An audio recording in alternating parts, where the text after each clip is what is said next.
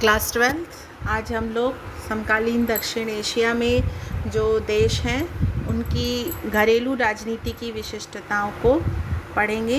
इसके पहले एक बार फिर से संक्षेप में जो दक्षिण एशिया उपमहाद्वीप की जो विशिष्टताएं हैं, जो इसे एशिया महाद्वीप से और बाकी विश्व से अलग पहचान देती हैं, उसे फिर से एक बार जान लेते हैं। जैसा ये मानचित्र में आप लोगों ने पिछली क्लास में भी देखा था, ये जो एशिया महाद्वीप का ये हिस्सा है, ये मिलके इसे ही हम लोग दक्षिण एशिया के नाम से जानते हैं, जिसमें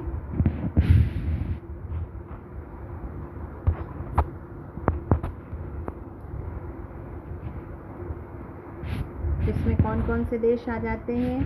भारत, पाकिस्तान, नेपाल, भूटान, बांग्लादेश, श्रीलंका और मालदीव। ये प्रमुख रूप से ये जो क्षेत्र है इन देशों का, इसे दक्षिण एशिया कहा जाता है। कभी कभी इसमें अफ़गानिस्तान और जो बर्मा या पहले म्यांमार पहले बर्मा इसे कहा जाता था, इसको भी कभी कभी इसमें गिना जाता है। लेकिन मेनली यही जो 7 देश हैं, इसे दक्षिण एशिया के रूप में चिन्हित किया जाता है। आप लोग ध्यान दीजिएगा कि इसके ऊपर नेपाल और भारत से ऊपर यहाँ पे लगा हुआ चीन है, जिसके बारे में हम लोग पिछली कक्षाओं में पढ़ चुके हैं। और चीन जो है वो पूर्वी एशिया का हिस्सा है। ठीक है, जो विशिष्टताएं हैं दक्षिण एशिया की, उसको संक्षेप में आपको अगर ये देशों के नाम याद होने चाहिए कि इस देशों के नाम कि अगर कोई दक्षिण एशिया के बारे में कोई बात हो रही है तो उसका मतलब क्या है कि इन देशों के बारे में बात हो रही है। इसकी विशिष्टताएं, पहली क्या है? भौगोलिक स्थिति। आप सभी जानते हैं उत्तर पूर्व में, भारत के उत्तर में, पूर्व में हिमालय पर्वत की एक लंबी श्रृंखला है, और यही जो है इसे बहुत दीर्घ काल से शेष विश्व से, शेष एशिया से अलग किया है, जो कि वर्तमान समय में संचार साधनों के विकास के बाद ही ये बाधा कम हुई है। तो इस पर्वत श्रृंखला के माध्यम से जो है इस क्षेत्र की विशिष्ट पहचान है, इसी के कारण सामाजिक, सांस्कृतिक, आर्थिक विशिष्टता भी पनपी है। अगली चीज़ है आर्थिक रूप से ये सभी देश जो हैं विकासशील देश हैं। आर्थिक विकास और बाकी जो डेवलपमेंट के इश्यूज हैं उसमें एक जैसी समस्याओं से त्रस्त हैं, जैसे साक्षरता की कमी है, मृत्यु दर अधिक है, जन्म प्रत्याशा का अर्थ होता है कि पैदा तो होते हैं लेकिन पैदा होने के बाद जिंदा रहने की जो दर है, रेट है, वो कम है। फिर सभी कुपोषण अत्यधिक है, मानव विकास कम है, जो मानव विकास के सूचकांक के मापदंड हैं उसमें काफ़ी पीछे है। सकल घरेलू उत्पाद फ्लेक्सिबल है, कम, ज़्यादातर देश उससे जूझ रहे हैं। इसके अलावा जनसंख्या वृद्धि दर उच्च है और उसी के कारण बेरोजगारी भी अत्यधिक है। तो इस प्रकार आर्थिक रूप से विकसित विकास के मापदंडों पर ये सारे देश एक जैसी समस्याओं से जूझ रहे हैं। अगली चीज़ है राजनीतिक अस्थिरता। इस जो क्षेत्र विशेष में जो देश हैं, यद्यपि उसमें भारत और श्रीलंका अपवाद रहे हैं, यहाँ पर आद्योपांत लोकतांत्रिक शासन प्रणाली मजबूती से स्थिर रही है। लेकिन इसके अलावा जो बाकी देश हैं, जैसे पाकिस्तान, नेपाल, बांग्लादेश, श्रीलंका,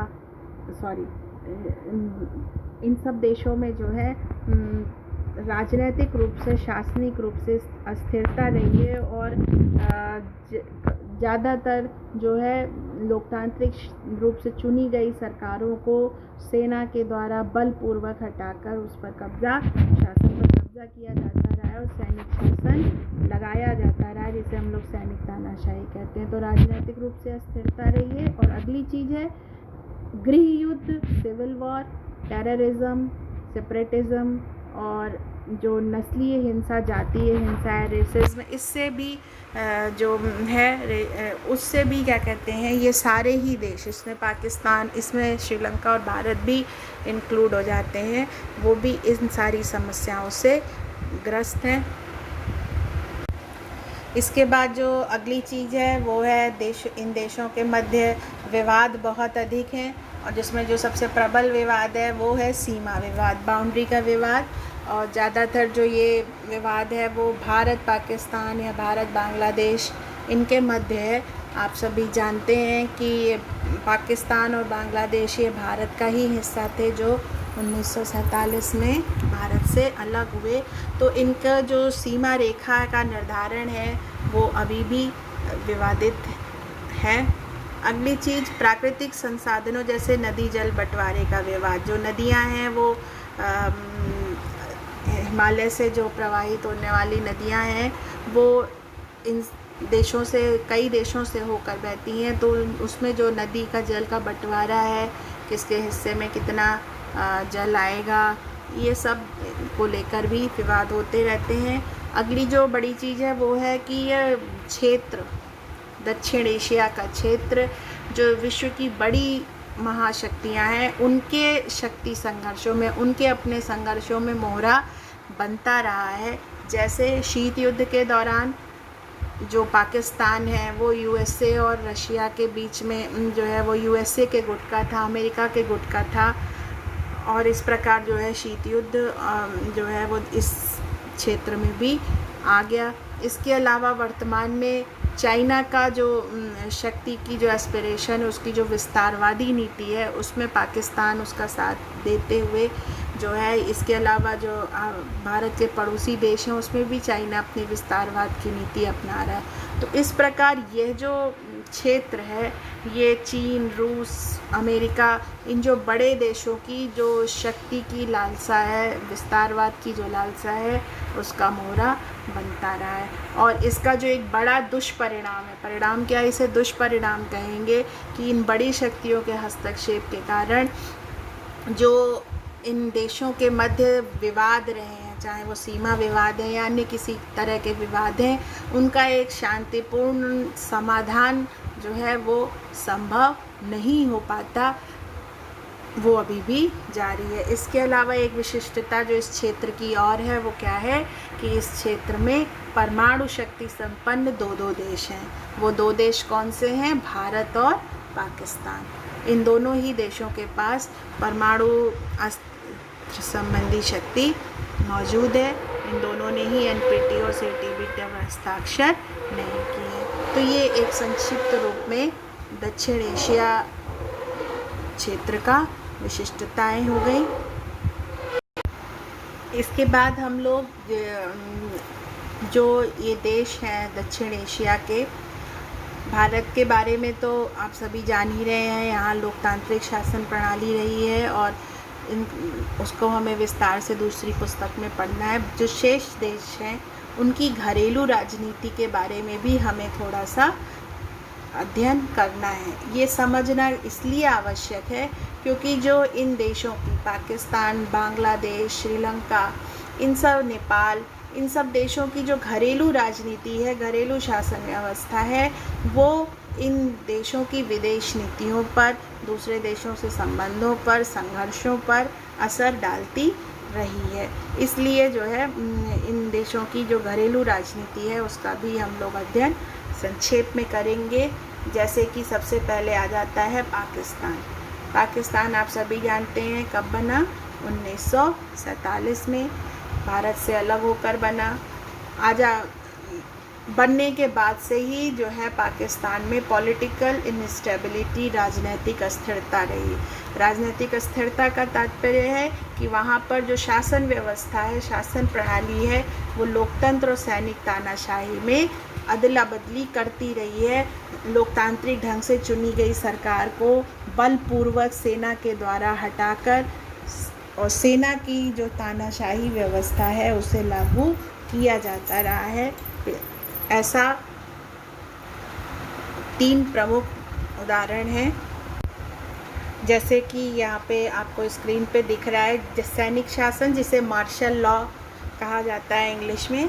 तो पहली बार 1958 में मार्शल लॉ लगाया, जिसमें जनरल अयूब खान ने शासन पे कब्जा किया और उन्हीं के बाद जनरल याहिया खान भी सत्ता पे काबिज आए और ये मार्शल लॉ 1971 तक चला।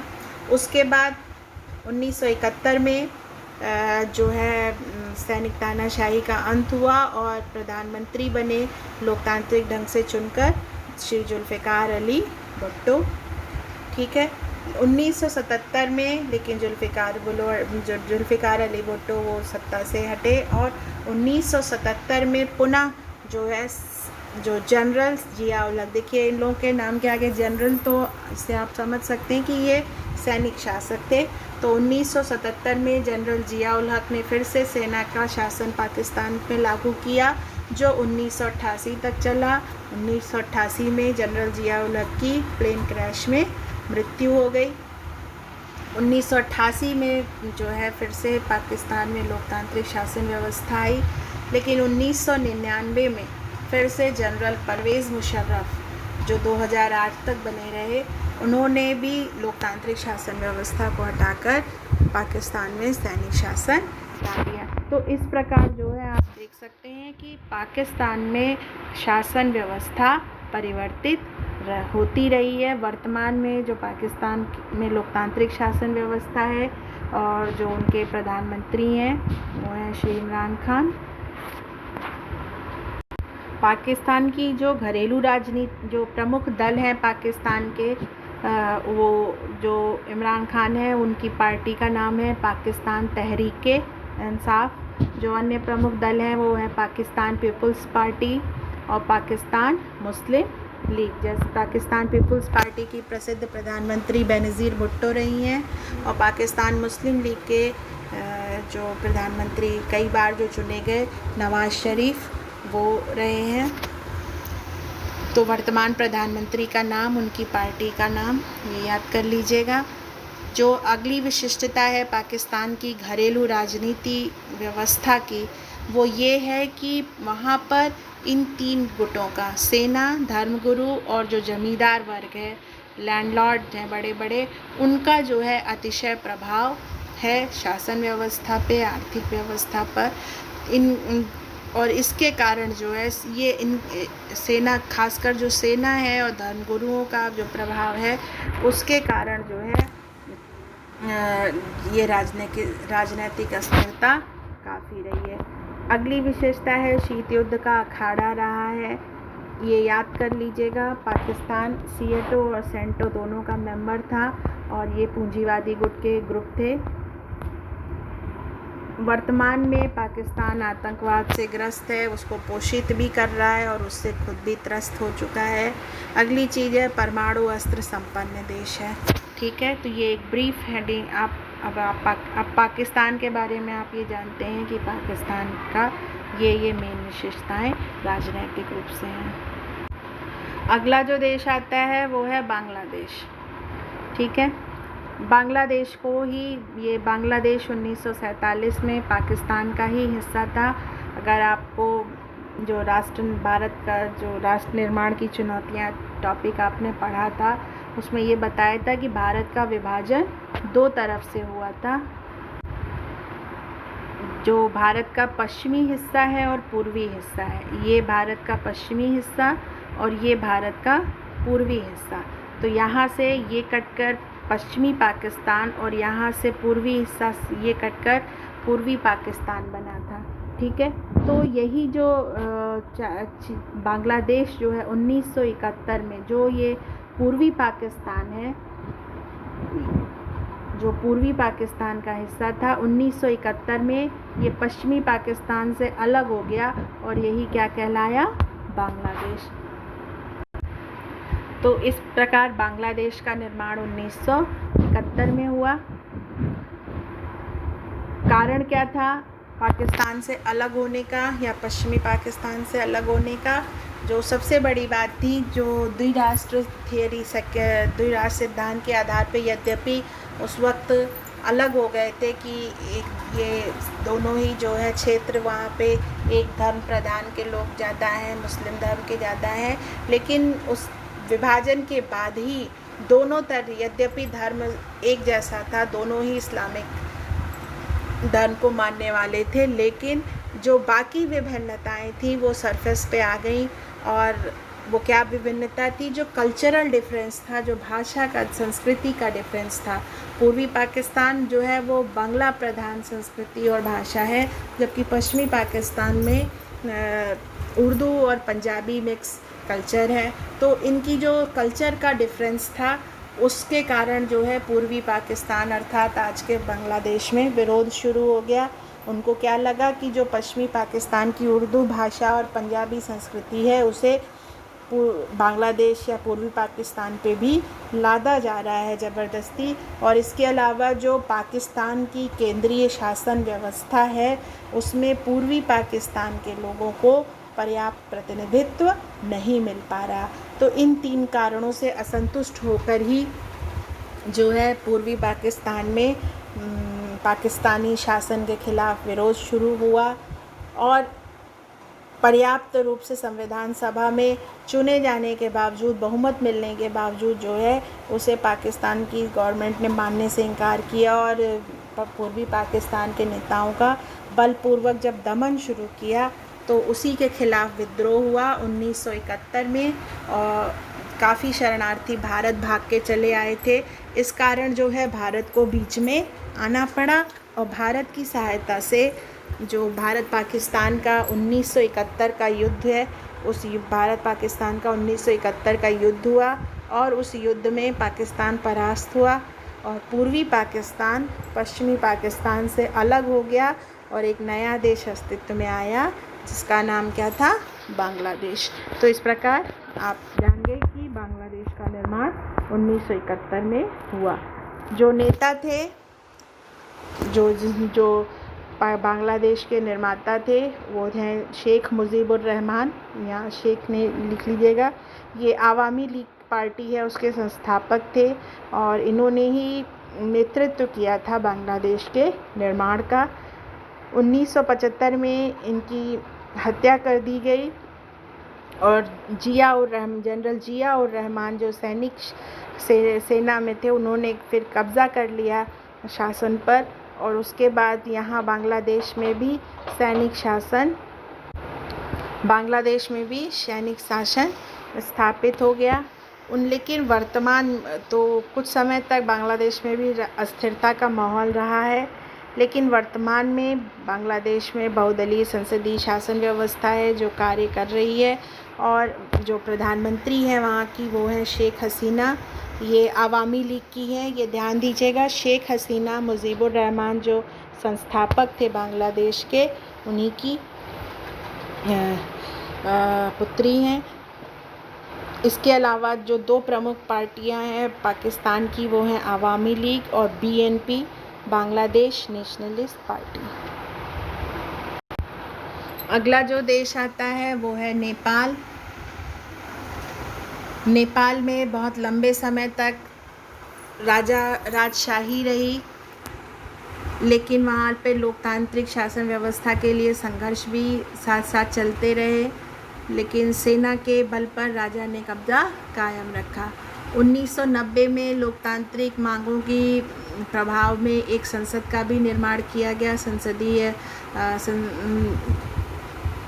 संसदात्मक राजशाही बनाई गई, लेकिन जो राजा का प्रभाव था वो अत्यधिक था और संसद कमज़ोर बनी रही। 2002 में जो वहाँ के तत्कालीन राजा थे, राजा ज्ञानेंद्र, उन्होंने संसद को भंग कर दिया, जिसके कारण काफ़ी विरोध जो है वो राजशाही का शुरू हो गया। और 2006 में राजा ज्ञानेंद्र को फिर से संसद को बहाल करना पड़ा। संसद अर्थात जो जनप्रतिनिधियों की संस्था है। और 2008 में राजशाही ख़त्म कर दी गई, एक संविधान बनाया गया जिसमें कि राजशाही नेपाल से समाप्त कर दी गई। और वर्तमान समय में 2015 में जो संविधान लागू हुआ है वो अभी तक चल रहा है। इस संविधान के अनुसार नेपाल अब एक संघीय प्रजातांत्रिक गणतंत्र है।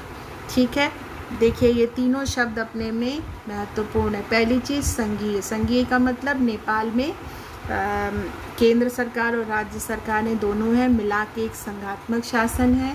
दूसरा प्रजातांत्रिक शासन है, जनता के द्वारा निर्वाचित है। और तीसरा गणतंत्र है। गणतंत्र का मतलब कि अब जो देश का प्रधान है नेपाल का, वो वंशानुगत नहीं है, वो राजा नहीं है, बल्कि जनता के द्वारा निर्वाचित है। ठीक है, ये संविधान 2015 में लागू हुआ। इसके अनुसार अब नेपाल भी एक लोकतांत्रिक गणतांत्रिक राज्य है। वर्तमान में जो प्रधानमंत्री हैं उनका नाम है KP शर्मा ओली। एक चीज़ और जो नेपाल की शासन राजनीति में महत्वपूर्ण रही है वो है माओवाद।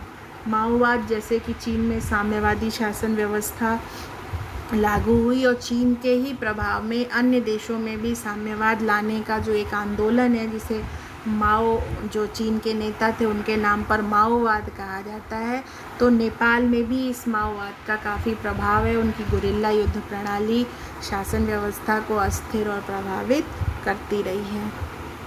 और जो आखिरी महत्वपूर्ण देश है जहाँ की घरेलू राजनीति हमें विस्तृत अध्ययन करनी है वो है श्रीलंका। श्रीलंका, जिसे पूर्व में सीलोन कहा जाता था, से ये जो है 1948 में श्रीलंका स्वतंत्र हुआ। और भारत की तरह स्वतंत्रता प्राप्ति से लेकर अभी तक हमेशा ही श्रीलंका में लोकतांत्रिक शासन व्यवस्था रही है, मजबूत जड़ें जम चुकी हैं। लेकिन श्रीलंका की जो राजनीतिक व्यवस्था की मेन प्रॉब्लम है थी वो है जातीय हिंसा। वहाँ पर श्रीलंका जो है वो जातीय हिंसा से लंबे समय से ग्रस्त रहा। वहाँ पर दो तरीके के लोग हैं, एक सिंघली और दूसरे तमिल। सिंघली जो श्रीलंका के मूल निवासी और तमिल जो इसमें से ज़्यादातर लोग जो हैं वो भारत से जाकर औपनिवेशिक काल में बहुत लंबे समय से पहले से जाकर श्रीलंका में जाकर बस चुके हैं, वहाँ की संस्कृति में रच बस चुके हैं और उसी को अपनी ज़मीन मानने लगे। तो लेकिन जो सिंघली हैं उनके द्वारा तमिलों को अभी भी बाहरी लोगों की तरह देखा जाता है और बाहरी लोगों की तरह ट्रीट किया जाता है। इसके कारण क्या हुआ कि तमिलों में सिंघलियों के खिलाफ विरोध शुरू हो गया और एक उग्रवादी संगठन बन गया जिसका नाम था LTTE, जिसे हिंदी में लिट्टे, प्रचलित नाम है, लिट्टे कहा जाता है। ये एक हिंसक साधनों का इस्तेमाल करके श्रीलंका का जो उत्तर पूर्व का इलाका है जहाँ पर तमिल बड़ी संख्या में बसे हैं उसे श्रीलंका से अलग करके तमिल ईलम एक नया अलग देश बनाने की मांग करने लगा। लिट्टे का पूरा नाम लिबरेशन ऑफ तमिल ईलम है। 1983 में इसकी स्थापना हुई थी और इसका जो नेता थे वो प्रभाकरण। 2009 में सैनिक कार्यवाही में प्रभाकरण मारे गए और इसी के साथ लिट्टे अब समाप्त हो चुका है। लेकिन भारत श्रीलंका के संबंधों में तमिल का जो फैक्टर है, तमिल अप्रवासियों और उनके दर्जे का, उनके समान दर्जे और अधिकारों का जो तथ्य है वो भारतीय राजनीति को, भारतीय विदेश नीति को प्रभावित करता है। क्यों? क्योंकि ज़्यादातर जो तमिल हैं वो भारतीय मूल के हैं जो बहुत लंबे समय से, बहुत 100 वर्षों पहले से जाकर वहाँ पर बस चुके हैं। ठीक है, श्रीलंका के बारे में एक विशेषता और है, दक्षिण एशिया का ये सर्वाधिक सफल देश है। GDP, सकल घरेलू उत्पाद के परिप्रेक्ष्य में, आर्थिक वृद्धि के परिप्रेक्ष्य में सबसे अपनी अर्थव्यवस्था का उदारीकरण करने वाला पहला देश है दक्षिण एशिया का। जनसंख्या नियंत्रण पर काबू पा चुका है, साक्षरता दर अच्छी है। तो इस प्रकार श्रीलंका जो है अपना ये जाति हिंसा से ग्रस्त रहने के बावजूद अपना तेज़ी से विकास कर सका है। इसके अलावा जो भूटान रहा है, भूटान हमेशा से